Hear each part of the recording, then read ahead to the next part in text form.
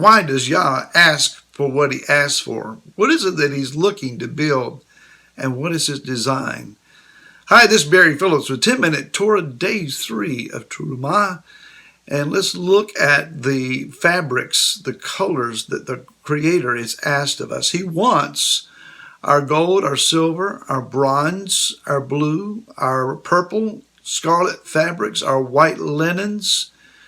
One might ask, what is so significant about these particular colors? Why didn't he ask for green or yellow? I don't know. Green's my favorite color, but it's not included. Let's find out why these other ones are. So there is a process by which you can take the Hebrew letters of a particular word. Each letter has not only a numerical value, but also a symbolic meaning. Now, you can take the symbolic meanings and kind of get a definition of the word, behind the scenes understanding of it, perhaps. Not using this to create a doctrine, not changing anyone's theology here. I just find it interesting. So let's do a little investigating. So we look first of all at the word gold, which is zahab. It's a zayin, a hey, a bet. And the letter symbolic meanings might suggest a harvest revealed in the house, maybe in Yah's house. A harvest in his house. Silver is kasef, a kuf, a samek, a fe, and it refers then by letters things behind that are held up and spoken over, prophesied over maybe. Silver generally means the idea of to redeem or to ransom, to set apart. Bronze is nekoshet, a nun, a chet, a shin, and a tav. Here the letters could suggest the air protects us from consuming by his seal.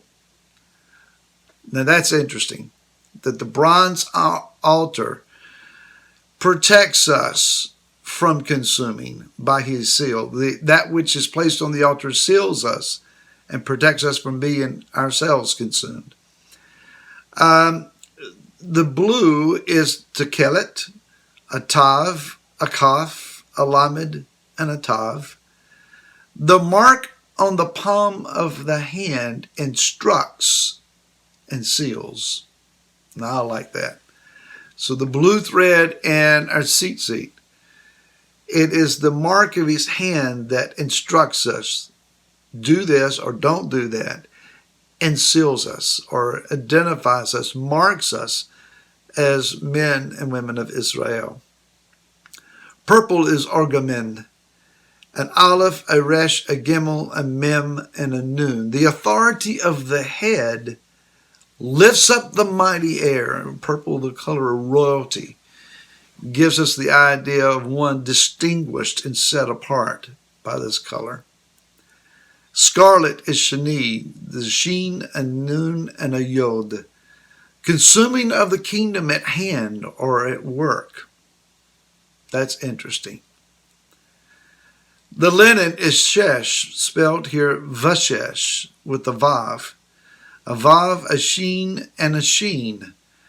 According to Brad Scott, the deeper meaning of vav is to be renewed, redeemed, or transformed.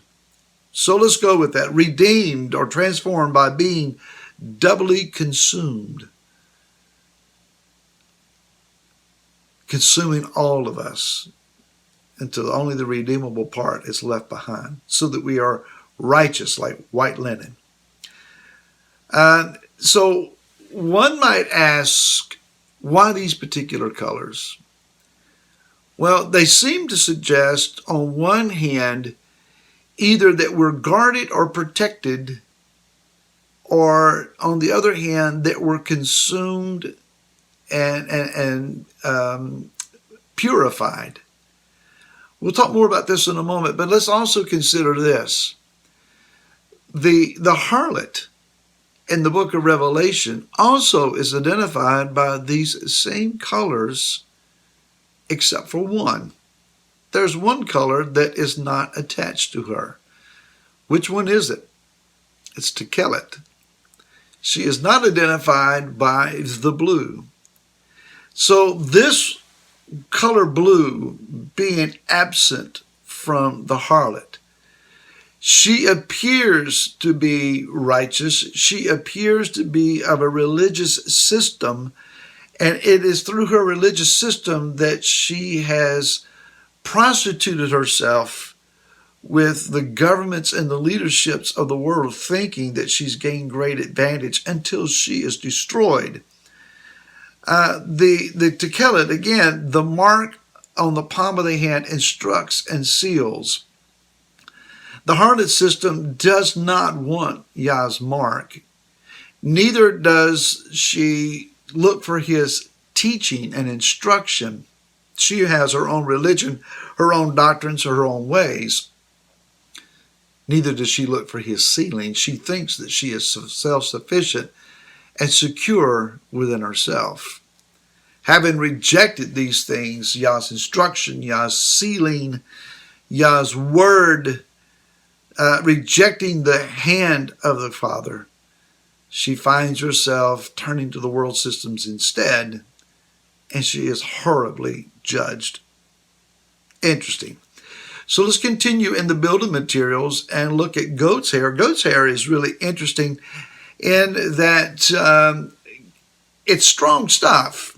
From what I've read, when heat is applied, the goat's hair will open up and even the slightest of breezes will move through. But when it's raining, it swells shut and acts as a water protection barrier.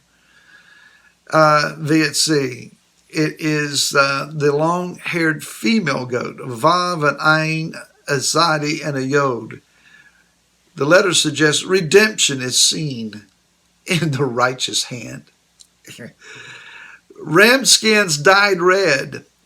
The strong leader's hand instructs and leads to the strong one's door during chaos.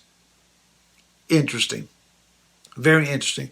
That's a Hil Adam, an Aleph Yod Lamed Aleph Dalet Mem. Fine letter is Tachash, a Tav, a Chet, a Shin. The mark or the seal protects against being consumed. Acacia wood is Shedem, a Shin, a Tet, a Yod, a Mem. Destruction held back by the mighty hand. Oil is Shemim, a Shin, a Mem, a Nun, consumed by the mighty air. Incense is Keteret, a Kaf, a Tet, a Resh, a Tav. The rising up contains the mighty one's seal. Spices, Samim, a Samek, a Mem, a Yud, a Mem. Lay hold of the mighty hand during chaos. And finally, Shoam stones, onyx stones. Shoam is Shin, Hey, Mem. Consuming reveals might. Now, it would seem then that there are two parallels here. One is that we are guarded and protected by the construction materials of this edifice from that which is outside and chaotic, that which is anti-Elohim. So in the house of the Most High, we are guarded. There is protection. There is instruction. There is understanding. There's the rising up of ourselves that it is worshipful to Him. But also, as we go inside, we find that we ourselves are consumed. That there is the offering of our entire beings to Him. And while He protects us from being consumed by that which is outside, He affords us the privilege of being consumed by that which is on the inside. You and I can present ourselves to attack and bewilderment and consuming from all of the forces around us, or we can come to His house and let Yah consume us. It's when He consumes us. It's when He accepts us. It's when we are risen up before Him and He fully receives us and acknowledges us that we are at our greatest level, a sacrifice well-pleasing in His sight. Until tomorrow, shalom.